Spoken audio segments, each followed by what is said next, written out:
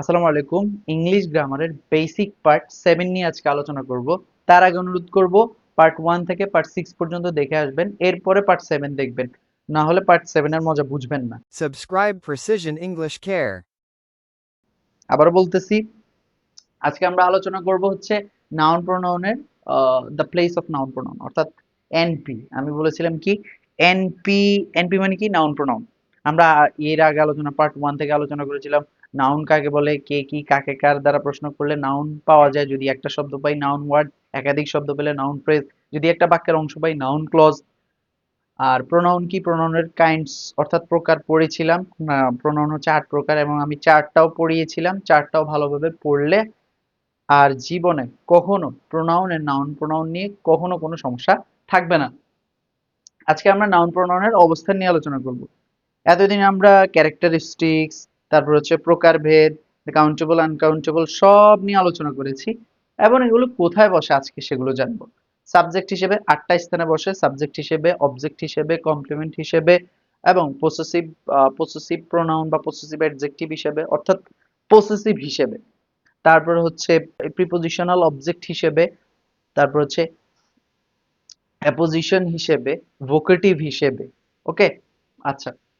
Subject হিসেবে noun pronoun বসতে পারে, অর্থাৎ যেমন আমি বলি সাবজেক্ট, এটা হচ্ছে ভার্ব, এটা হচ্ছে সাবজেক্ট।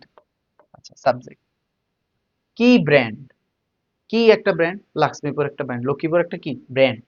আমি যদি কি এর উত্তরে কি পাওয়া যায়, নাউন পাওয়া যায় অথবা প্রোনাউন এনপি পাওয়া যায়। আচ্ছা, এটা কি প্রোনাউন? প্রোনাউনের প্রকারে কি পড়িয়েছিলাম এটা? এটা তো নাউন। তার মানে নাউন ওয়ার্ড একটা শব্দ পাওয়া গেছে, তার মানে সাবজেক্ট হিসেবে কে বসেছে? নাউন।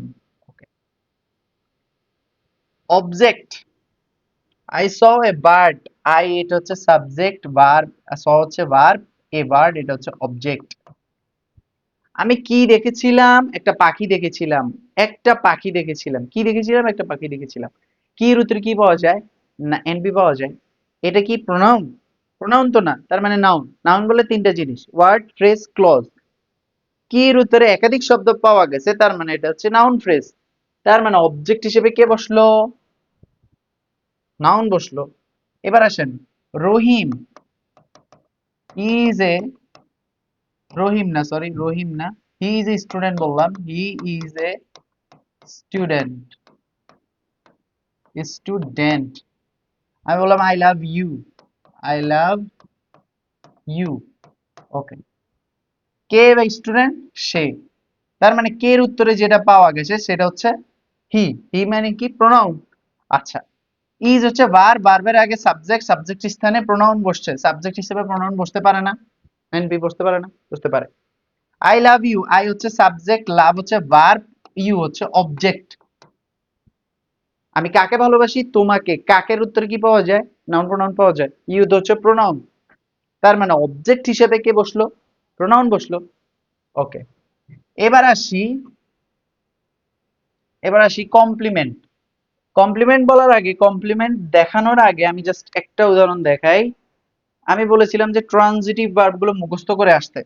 ট্রানজিটিভ ভার্বের অপর নাম হচ্ছে linking verb.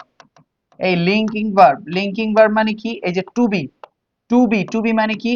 M, is, are, ওয়াজ বা ওয়ার। ওকে, এই am, is, are, was, were যেখানেই দেখবেন সেটা হচ্ছে লিঙ্কিং ভার্ব। এটাকে বলে to be. To be, appear, look, feel, smell, seem, sound, taste, এগুলো হচ্ছে টেস্ট, বিকাম, এগুলো হচ্ছে লিঙ্কিং ভার্ব অথবা ট্রান্সিটিভ ভার্ব। এই লিঙ্কিং ভার্বের পরে কি বসে? কমপ্লিমেন্ট বসে। কি বসে? কমপ্লিমেন্ট। এটা ট্রানজিটিভ না, সরি, এটা ট্রানজিটিভ হবে না, এটা লিঙ্কিং ভার্ব হবে। অর্থাৎ লিঙ্কিং ভার্বের পরে কি বসে? লিঙ্কিং ভার্বের পরে কি বসে? কমপ্লিমেন্ট বসে। এই ভার্বগুলোর পরে অবজেক্ট হয় না, এই ভার্বগুলোর পরে কমপ্লিমেন্ট হয়। যেমন আমি বলি, যেমন একটা উদাহরণ দেই, এই যে দেখুন কমপ্লিমেন্ট, আই এটা একটা সাবজেক্ট, বিকাম একটা ভার্ব, কি verb? Linking verb. A doctor of village, আমি কি হয়েছিলাম? কি এর উত্তরে একটা গ্রামের ডাক্তার হয়েছিলাম। একটা গ্রামের ডাক্তার হয়েছিলাম, কি এর উত্তরে কি পাওয়া যায়? নাউন বা প্রোনাউন। অর্থাৎ এটা তো প্রোনাউন না, এটা নাউন। নাউন বললে তিনটা জিনিস, ওয়ার্ড, ফ্রেজ, ক্লজ। এটা হচ্ছে নাউন ফ্রেজ। ওকে, তার মানে নাউন ফ্রেজ বসেছে কি হিসেবে? কমপ্লিমেন্ট হিসেবে। নাউন বা প্রোনাউন কি হিসেবে বসেছে? কমপ্লিমেন্ট। কারণ বিকাম এমন একটা ভার্ব, সেটা হচ্ছে লিঙ্কিং ভার্ব। লিঙ্কিং ভার্বের পরে অবজেক্ট না কমপ্লিমেন্ট বসে। ওকে, পসেসিভে আসেন। পসেসিভ এইটা বোঝানোর আগে পসেসিভ হিসেবে নাউন প্রোনাউন বসতে পারে কিভাবে? আমি যদি বলি এই যে পসেসিভ অ্যাডজেক্টিভ এবং পসেসিভ প্রোনাউন, এটার মধ্যে কিছু পার্থক্য আছে। যেমন my possessive adjective, our possessive adjective, your, his, her, their, its, এগুলো হচ্ছে পসেসিভ অ্যাডজেক্টিভ। পসেসিভ এইগুলার মাই এর পসেসিভ প্রোনাউন কি? মাইন। আওয়ার এর possessive ours, your, yours, his, হিজের একই, হার এর হার্স, দেয়ার এর দেয়ার্স, এবং ইটস এর কোনো পসেসিভ প্রোনাউন হয় না। ওকে, এখন এগুলো হচ্ছে পসেসিভ অ্যাডজেক্টিভ, এগুলো হচ্ছে পসেসিভ প্রোনাউন। এগুলোর পরে অবশ্যই নাউন বসবে। এই পসেসিভ অ্যাডজেক্টিভ গুলো কখনো একা একা বসতে পারে না, এটার পর অবশ্যই নাউন বসে। কিন্তু পসেসিভ প্রোনাউনে একা একা বসতে পারে, একা একা বসতে পারে, এই কারণে এটা হচ্ছে পসেসিভ প্রোনাউন। যেমন একটা উদাহরণ দেই, যেমন আমি বললাম যে it is my dot dot, আমি বললাম ইট ইজ মাই, কিন্তু মাই কি কোনো অর্থ দেয়? ইট ইজ মাই প্যান বলতে হয়। অর্থাৎ মাই এর পরে একটা কি আনলাম? নাউন আনলাম। কারণ মাই কখনো একা একা বসে না, পসেসিভ অ্যাডজেক্টিভ কখনো একা একা বসে না। কিন্তু ইট ইজ মাইন, এটা হচ্ছে আমার। মাইন শব্দটা একা একা বসছে না, তার মানে এটা হচ্ছে পসেসিভ প্রোনাউন। আর এটা হচ্ছে পসেসিভ অ্যাডজেক্টিভ। পার্থক্য বুঝেছেন? What is the difference between possessive adjective and possessive pronoun? This is the difference between possessive adjective and the possessive pronoun. এবং the diamond ring is hers, এই যে হার্স, এটা কি? Possessive pronoun. এটা একা একা বসে, কিন্তু পসেসিভ অ্যাডজেক্টিভ কখনো একা একা বসে না। এই যে দেখুন, পসেসিভ অ্যাডজেক্টিভ কি কি পসেসিভ? এই যে আই গট হিজ পেন, এই যে হিজ, হিজের পরে নাউন বসেছে, তার মানে এই হিজটা পসেসিভ অ্যাডজেক্টিভ। কিন্তু আমি যদি বলি শুধু ইট ইজ হিজ, এরপরে ডট ডট দিলাম, এরপরে শূন্যস্থান, মানে কিছুই দিলাম না, জাস্ট ফুল স্টপ, তার মানে এই হিজটা কি নাউন? প্রোনাউন না? কি প্রোনাউন? পসেসিভ অ্যাডজেক্টিভ নাকি পসেসিভ প্রোনাউন? পসেসিভ প্রোনাউন, কারণ হিজ এর পসেসিভ প্রোনাউন হিজই হয়। এরপরে আই নোটিসড মানিকস অ্যাটেন্ডেন্স, এই যে মানিকস, এটা হচ্ছে পসেসিভ অ্যাডজেক্টিভ। পসেসিভ অ্যাডজেক্টিভের পরে কি বসেছে? নাউন বসেছে। ওকে, ভোকেটিভে আসি। গত ক্লাসে আলোচনা করেছিলাম ভোকেটিভ হয় দুইটা। ভোকেটিভ মানে আহ্বান করা। আমি বললাম যে ইউ স্ট্যান্ড আপ, তুমি দাঁড়াও। আমি বললাম কি? You stand up. এই যে একটু খেয়াল করেন, ইউ স্ট্যান্ড আপ, আমি বললাম ইউ স্ট্যান্ড আপ, তুমি দাঁড়াও। আর বললাম তুমি, তোমার নাম দিলাম যে রহিম, রহিম গো দেয়ার, সেখানে যাও তো। আচ্ছা, আমি তাদেরকে ডাকছি, কি দিয়ে ডাকছি? দুইটা নাম না, একটা হচ্ছে ইউ, সেকেন্ড পারসন ইউ, আর থার্ড পারসনের প্রত্যেক নামে রহিম। আচ্ছা, তার মানে ভোকেটিভ হয় অথবা আহ্বান করা, এটা দুই ধরনের হয় ইংলিশে। সেটা হচ্ছে সেকেন্ড পারসনের এবং থার্ড পারসনের প্রত্যেক নামে। কিন্তু ইংরেজি আরবিতে এটা হচ্ছে ছয়টা, ইয়া, আয়া, হায়া, আই, আ। ওকে, যেমন ভোকেটিভ, ভোকেটিভ মানে আহ্বান করা, যেমন ইয়া রাসূলুল্লাহ, হে আল্লাহ তাআলার রাসূল, এটা হচ্ছে আরবিতে। কিন্তু ইংলিশে কি বলে? ইউ কাম হেয়ার, তুমি কাম হেয়ার। ভোকেটিভের সময় অবশ্যই ভোকেটিভকে আলাদা করতে হয় কমা দিয়ে। একটু খেয়াল করেন, গো টু দ্য মার্কেট, মার্কেটে যাও। কে যাও? আমিরকে যাও। আমি তারে ডাকলাম, আমির তুমি মার্কেটে যাও। অর্থাৎ এই যে একটা বাক্য, বাক্যকে আলাদা করলাম কি দিয়ে? কমা দিয়ে। ভোকেটিভে আমরা কমা দিয়ে আলাদা করব। ওকে, তার মানে ভোকেটিভ হিসেবে কে কে বসতে পারে? Noun pronoun. এই যে ইউ কি প্রোনাউন না? আর রহিম কি নাউন না? দুইটাই তো ভোকেটিভ। বুঝা গেল ব্যাপারটা? আচ্ছা, প্রিপজিশনাল অবজেক্ট হিসেবে, এমন প্রিপজিশনাল অবজেক্ট হিসেবে নাউন প্রোনাউন বসতে পারে। যেমন I am waiting for, for একটা প্রিপজিশন।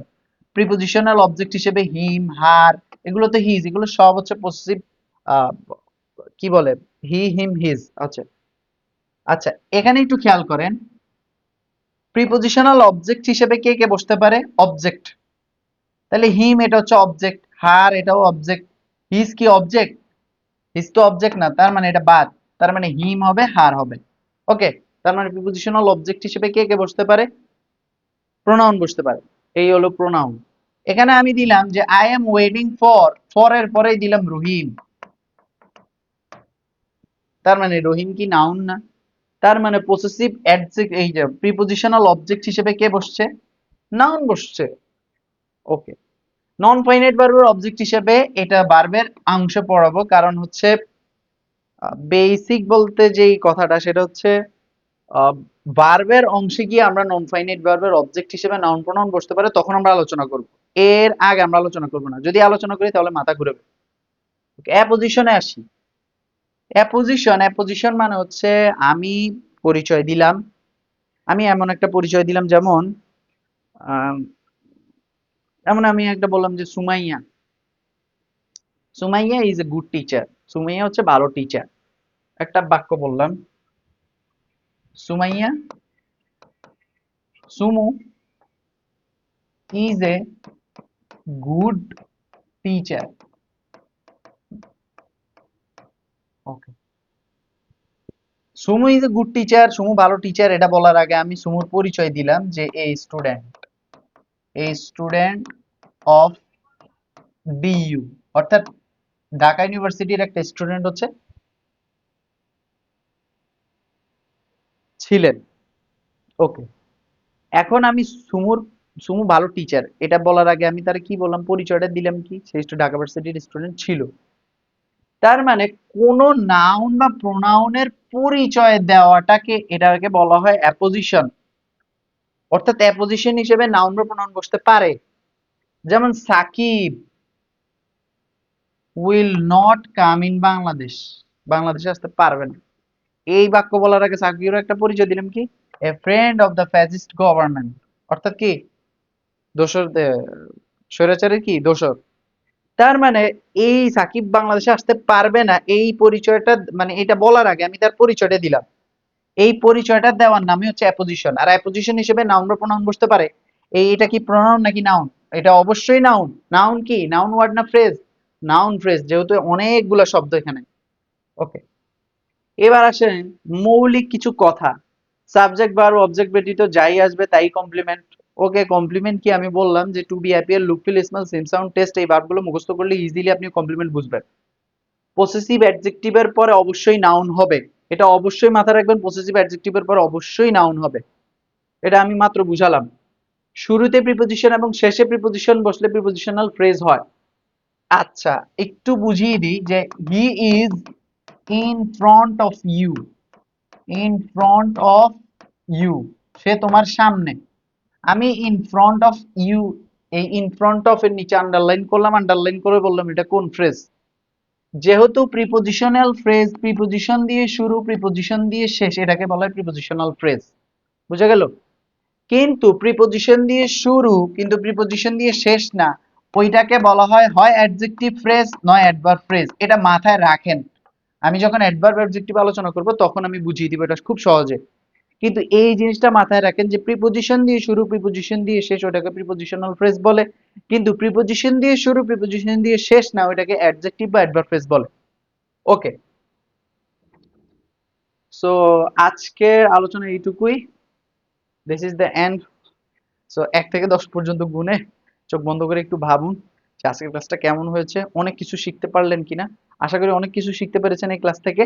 আর অবশ্যই আমার ভিডিওটা স্কিপ না করে, ভিডিওগুলো স্কিপ করে দেখে না দেখে অবশ্যই একেবারে পার্ট বাই পার্ট একেবারে 1 2 3 4 5 6 এইভাবেই নিয়মিত আসবেন। ওকে, সো আজকে